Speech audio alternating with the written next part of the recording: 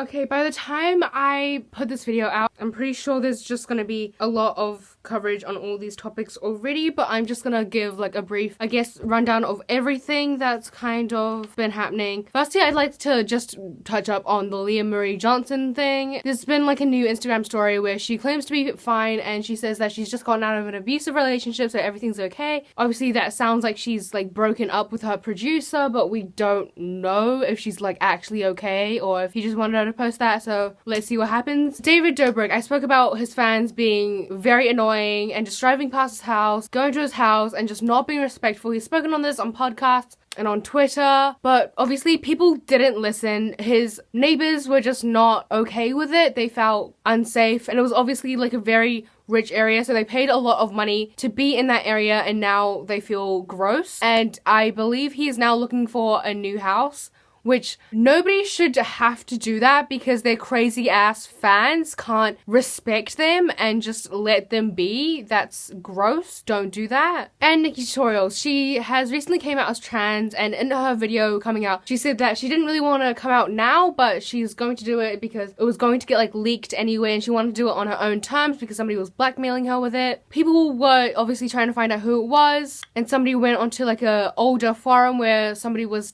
considering exposing Nikkietutorials. Nikkietutorials was doing like a photo shoot, and the photographer saw M on their passport or something, and the photographer then told another YouTuber, Giami, who told the friend that posted the shit on the forum. And some people in the forum, I guess, confirmed it because they knew her from primary school or whatever the fuck.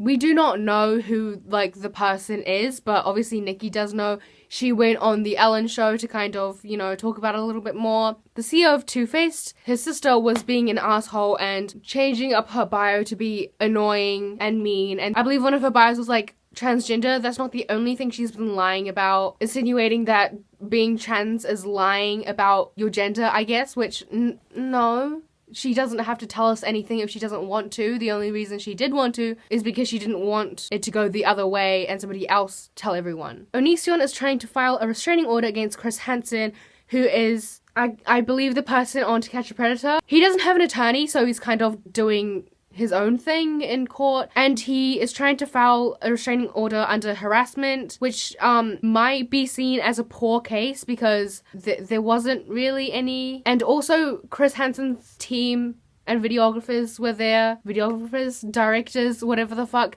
they were there to kind of prove that he didn't do anything, and the most he did was like knock on their door. So I'm sure you guys have already heard because it's been everywhere, but Kobe Bryant has passed away in a car crash, and I believe his daughter was there with him and she didn't survive either, which is a very sad thing. And then Jeffree Star posted this on his Snapchat story. Oh my god, there goes another helicopter.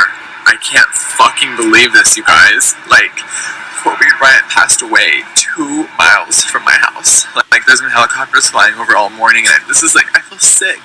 And it's just, why? Why did you have to do that? He's not sad. He's not sad. Like, I could make that voice right now. Like, he's not sad. And, like, that's, like, got nothing to do with him. But he just, like, wanted to make this about him.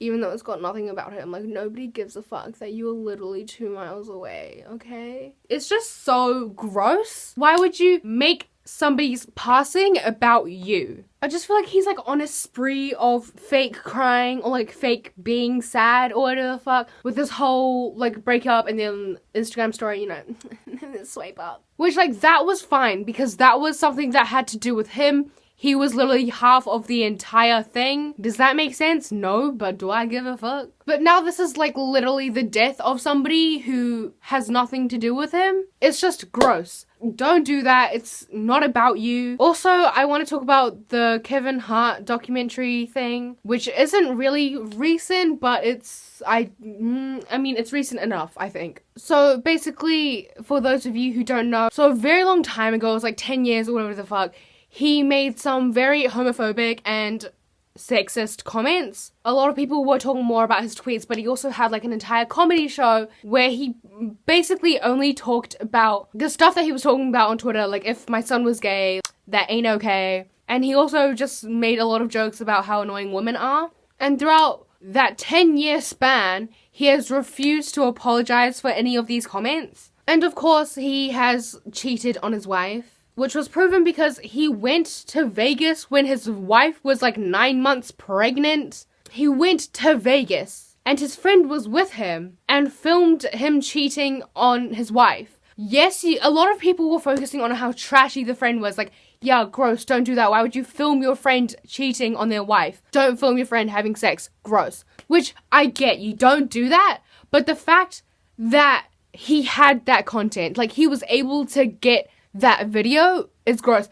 But then there's also the fact of he wasn't even in the room. He set up the camera before they got in, meaning that he already knew.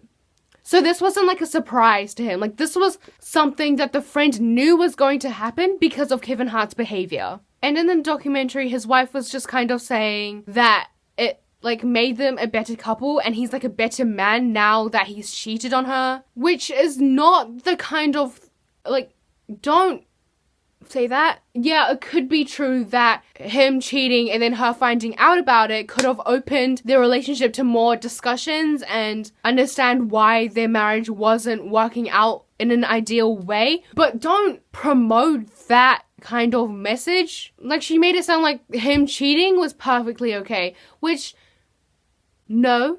She was literally pregnant. She was in her 3rd trimester. That baby was gonna pop out any second, and he went to Vegas to cheat on her. And there's also like a car crash scandal that I don't know much about, but from what I've heard, it sounds like, I say from what I've heard very little, but people are saying, bitch, like maybe 1 or 2. I've heard from maybe 1 or 2 people that it seems like he just kind of left 2 people to die. But I mean, I don't know anything about that, so I'm not going to comment on that. Also, the documentary starts with him and Ellen, which is such a gross, lazy, weird move to make. Like, no, you sitting there with Ellen is not going to make us think that you're any less of a homophobe. He talked about how much he loved his children. What if they were gay? Because it sounds like he wouldn't love them very much then. I forgot to talk about this because I'm stupid, but I'm pretty sure he ended up apologizing for his homophobic tweets in the end anyway, so it just seems like he's done so much to show that he still believes in what he said, and then he just apologized after all this time in the end, and it just feels like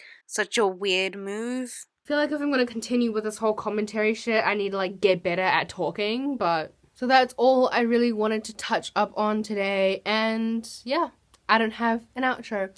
Also, follow me on Twitter that I've recently just made, because do that.